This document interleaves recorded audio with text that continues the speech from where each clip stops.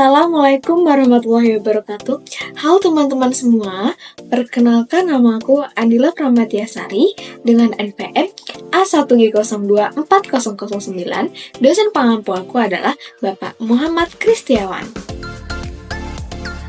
Di video ini, saya akan menjelaskan materi tentang manajemen kurikulum dan manajemen pembelajaran. Teman-teman udah pada tahu belum nih, apa itu manajemen kurikulum dan manajemen pembelajaran?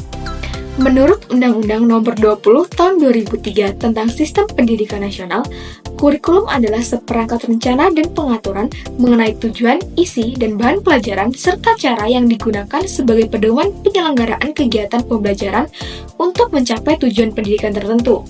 Sedangkan pembelajaran merupakan upaya penataan lingkungan yang memberi nuansa agar program belajar tumbuh dan berkembang secara optimal. Proses belajar bersifat internal dan unik dalam diri individu siswa. Sedangkan proses pembelajaran bersifat eksternal yang sengaja direncanakan dan bersifat rekayasa perilaku. Selanjutnya, saya akan menjelaskan pengertian manajemen kurikulum dan manajemen pembelajaran.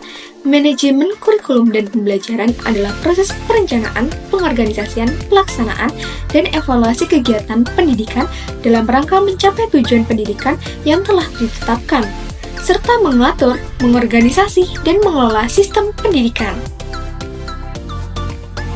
Jenis-jenis pengembangan manajemen kurikulum. Yang pertama, manajemen pengembangan kurikulum sentralistik. Manajemen pengembangan kurikulum sentralistik berarti terpusat, yaitu pengembangan kurikulum berasal dari pusat pemerintahan. Yang kedua, manajemen pengembangan kurikulum desentralistik.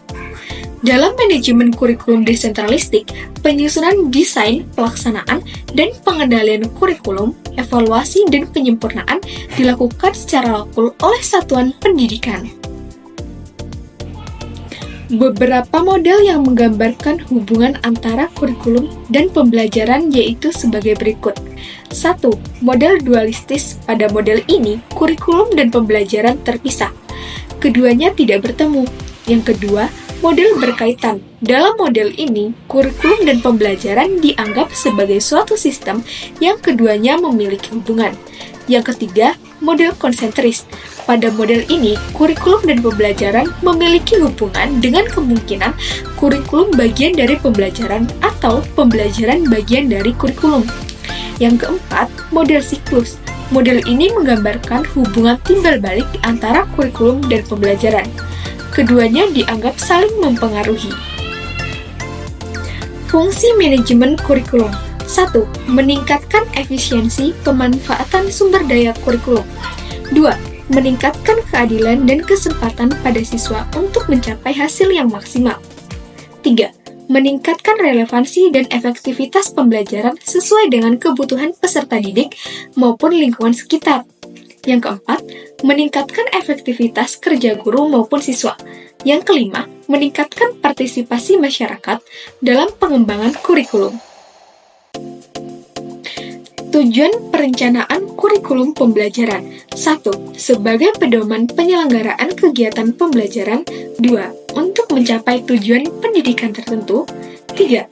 Standar pengawasan dalam pelaksanaan kurikulum, yaitu mencocokkan perencanaannya dan pelaksanaannya. 4. Mengetahui siapa yang terlibat struktur organisasinya, baik kualifikasinya maupun kuantitasnya, untuk mencapai tujuan pendidikan. 5. Merupakan gambaran kurikulum yang sistematis, termasuk biaya dan kualitas pekerjaan. Dan yang keenam, meminimalkan kegiatan-kegiatan yang tidak produktif. Manfaat manajemen kurikulum dan pembelajaran. 1. Mengevaluasi pembelajaran secara terstruktur. 2. Meningkatkan kualitas pembelajaran. Manajemen pembelajaran yang efektif mendorong guru untuk menggunakan berbagai strategi dan metode pembelajaran yang inovatif dan efektif. 3. Meningkatkan akuntabilitas. Manajemen pembelajaran yang baik membantu guru dalam mendokumentasikan proses pembelajaran dan hasil belajar siswa.